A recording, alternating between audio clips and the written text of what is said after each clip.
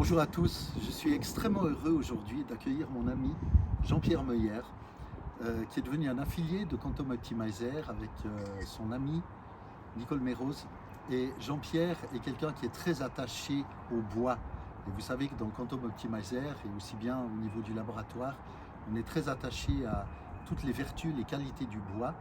Et Jean-Pierre est un jardinier hors pair. Il a fait des créations dont je vous montre un exemple ici, qui sont absolument magnifiques. C'est un magicien du jardin.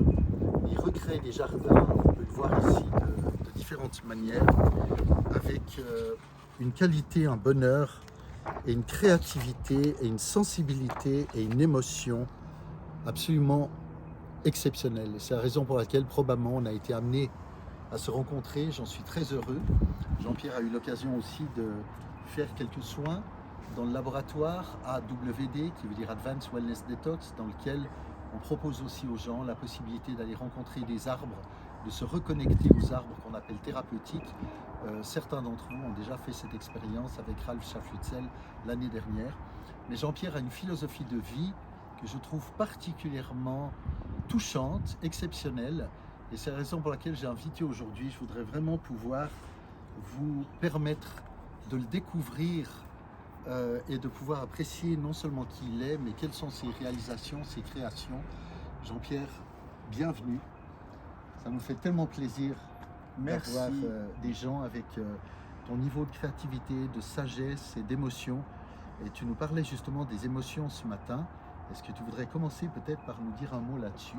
Oui, alors avec grand plaisir.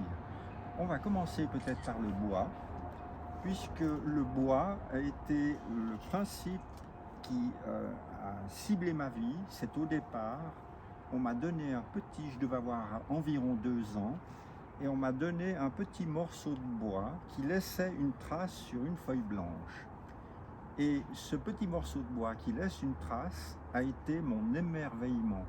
Et j'ai fait de mon métier, j'ai eu cette chance, parce qu'à l'époque, c'était probablement plus facile que maintenant, à partir d'un émerveillement, d'en faire une profession et une créativité. Et si on veut, le départ de ma vie, je n'en ai jamais, heureusement, jamais perdu le fil d'Ariane, a été l'émerveillement. L'émerveillement d'un jardin qui était celui de ma grand-mère, qui s'entendait très mal avec son mari, mais qui a porté tout l'amour sur son jardin. Et moi, petit bonhomme, pas plus haut que les hortensias, j'avais les hortensias devant les yeux, le tracé des fourmis sur le gravier, et tout ça a été vraiment à participer à mon émerveillement, et aussi la sensation dans cet émerveillement d'un hors-temps où on est totalement comblé de par cet émerveillement. Et c'est ce que je souhaiterais à tout le monde, évidemment, c'est d'être dans cet émerveillement, parce que tout, en fait, nous est donné. La terre est un jardin merveilleux.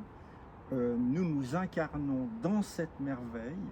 Et il suffit pas de regarder, mais de voir et d'être dans cet émerveillement, dans cette possibilité de s'émerveiller, et si possible aussi d'en tirer une créativité. Voilà. Créativité qui est absolument importante. Et comment ça s'est manifesté au cours de ta vie, ces principes-là? Alors justement, c'est à partir, je reviens à cet émerveillement de départ, où simplement de laisser une trace à partir d'un tout petit morceau de bois, dans le fond, on est amené peut-être, certaines personnes, dans le cadre d'une création, à laisser des traces. Est-ce que la trace de quelqu'un qui se dit plus ou moins artiste est de laisser une trace qui va correspondre à une harmonique, ou plutôt à une vidange de choses sombres de soi-même? Il me semble, ça c'est tout à fait personnel, mais que chaque artiste devrait avoir une responsabilité d'un émerveillement, donc d'une phase positive du regard. Et tu sais bien que depuis les connaissances ancestrales de la physique quantique, on dit d'ailleurs que le regard de l'observateur modifie ce qui est observé. Comment tu peux t'exprimer par rapport à ça? Alors, oui, là, il faudrait peut-être avoir un approfondissement. La question que je me suis posée, c'est en regardant une plante, en aimant cette plante, est-ce qu'on va avoir quelque chose qui va être un renvoi de cette plante, qui va dire d'une certaine manière son ressenti et nous le prouver par quelque chose qui va peut-être évoluer différemment. J'ai beaucoup aimé les plantes, bien entendu. On retombe du côté du jardin de ma grand-mère, qui elle aussi avait cet amour qu'elle portait aux plantes. Et je me suis rendu compte quand même qu'il pouvait y avoir une interaction justement entre la pensée et le végétal. La pensée, à partir du moment probablement où elle est manifestée par le cœur. Tout à fait. Et non pas par le mental. Tout à fait. Un amour qu'on va apporter. D'ailleurs, ça c'est très important ce que tu dis. C'est une notion que mon père avait. Lui a été un jardinier. On était complémentaires parce que lui c'était le jardinier de la casserole, moi j'étais le jardinier de l'œil. Et c'est bien, j'ai eu cette chance d'avoir les deux finalement. Belle complémentarité oui, au fond. Si tu veux, c'est nourricier. Oui. À des niveaux différents, c'est complémentaire et on ne peut pas éliminer l'un de l'autre, me semble-t-il. Mais lui aussi, par exemple, avait cet amour, par exemple, de soigner bien ses plantes, d'aller les arroser à un certain moment de la journée. Et évidemment que sur le plan même gustatif, j'en ai drôlement bénéficié. Donc j'ai vu tout ce que lui apportait comme soin, que ça nous était restitué d'une manière gustative. Et en parlant justement du regard de l'observateur, puisque tu nous as fait la confiance de venir chez nous au laboratoire et de voir au fond ton sang vivant, en direct, sur une plaque, et de voir ton sang comme personne ne l'a véritablement jamais vu avant, qu'est-ce que ça a suscité en toi?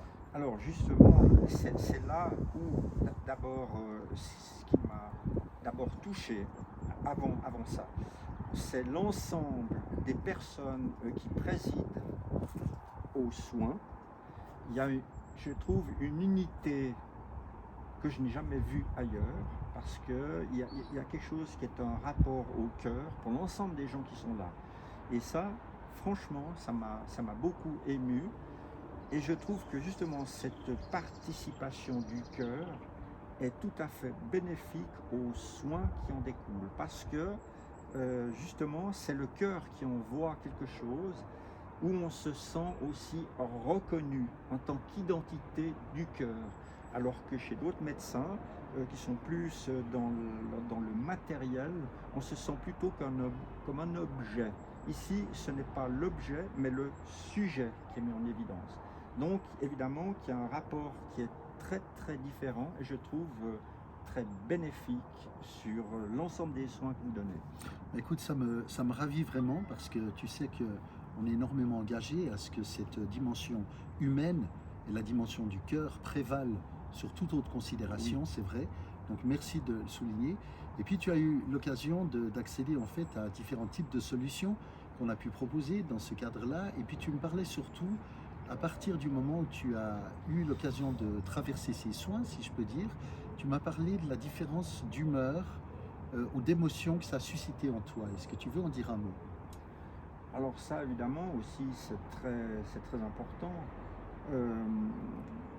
Ce que je me suis rendu compte à certains moments, c'est que mon mental en cours, par exemple, de soins, pouvait modifier quelque chose qui était perceptible ou à l'écran ou à un autre niveau des soins. Donc, d'où l'importance de la pensée personnelle qui, comme tu viens de le montrer tout à l'heure, par ailleurs, a une action sur le corps. Et créatrice d'un devenir différent. Tout à fait. Donc, au même titre que je disais qu'on devrait être responsable de ce beau jardin qu'est la vie, à un autre niveau, le beau jardin est le corps dont on devrait aussi Bien prendre soin. oui, par justement ce qu'on aimait comme type de pensée. Donc ça se rejoint. Ça se rejoint. Pour moi, c'est une similitude de Ouais. l'incarnation. Tu m'avais dit aussi que quand tu étais venu, tu traversais une période de ta vie qui était peut-être un peu sombre, Absolument. dans laquelle tu ressentais des événements, que ce soit au niveau familial, que ce soit au niveau professionnel, que ce soit au niveau de l'habitation dans laquelle tu avais été et Oui. dans laquelle malheureusement tu as dû te séparer, dans lesquels tu éprouvais quand même une certaine tristesse, comme si un peu tu Absolument. étais arrivé au bout du chemin. Alors absolument. Et ce que tu m'as dit qui m'a beaucoup touché, c'est que tout d'un coup, tu avais le sentiment qu'au travers de cette redécouverte de toi-même par rapport aux outils qu'on a eu le bonheur de pouvoir mettre à disposition, que ce soit par la forme des soins, des Quantum Optimizer ou autres, tu avais l'impression en quelque sorte de redémarrer quelque chose de ta vie.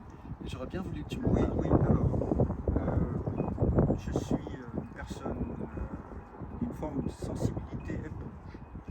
Donc évidemment, tout ce qui se passe maintenant remet en scène des situations de ma toute petite enfance et j'en étais arrivé à un désespoir personnel On immense. peut presque dire existentiel, quoi. Total, total, à tel point que en fin d'année dernière, j'étais presque prêt à m'arrêter ici. J'en avais déjà même fait presque un testament avec une acceptation de ma finitude.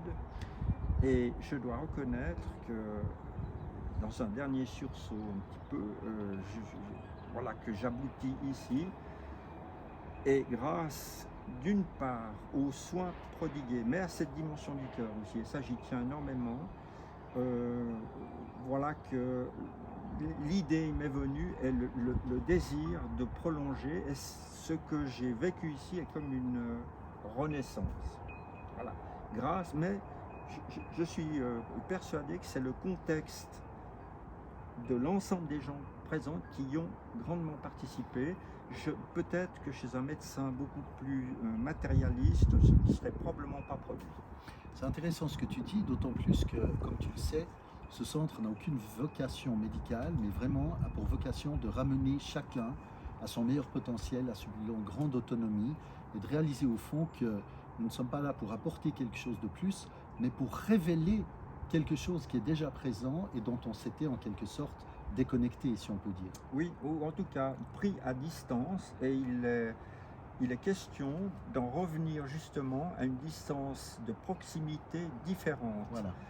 Tout en s'éloignant peut-être de ce qui a pu nous en éloigner, Oui. et qui est extérieur à soi-même, et dans le fond qui nous met à l'écart d'un potentiel de vivre qu'on doit encore réaliser probablement. Alors ça m'amène à ma dernière question. Oui, oui.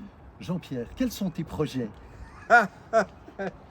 Eh bien, surtout pouvoir continuer dans ma créativité, mon immense plaisir, et peut-être que je dirais même ma défense contre ce qui est en train de se passer dans la société, où on veut éliminer toute part créative, on veut éliminer l'art, eh bien ce serait de pouvoir continuer dans des jardins ou dans un jardin que je continue d'ailleurs à œuvrer.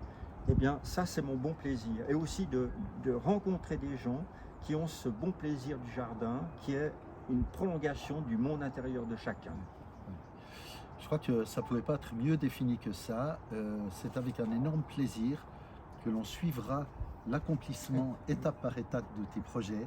Et je te remercie vraiment infiniment d'être venu partager qui tu es avec nous aujourd'hui. Et je peux simplement vous assurer que c'est la première et certainement pas la dernière fois. Merci Jean-Pierre. Jacques, à moi aussi, merci pour cet accueil du cœur. C'est tout à fait unique et je souhaite à tout le monde de pouvoir en bénéficier. Écoute, je le souhaite aussi, mais je pense que ça va être un peu petit pour Oui, ça. me semble-t-il. Donc essayons de faire en fonction de nos possibilités. Mais quoi qu'il en soit, merci de ta bonne humeur, merci de ton intelligence, de l'intelligence du cœur, et merci de ces merveilleux moments de partage qu'on a eus à partir du moment où tu as décidé de faire un pas et de venir chez nous. À bientôt tout le monde.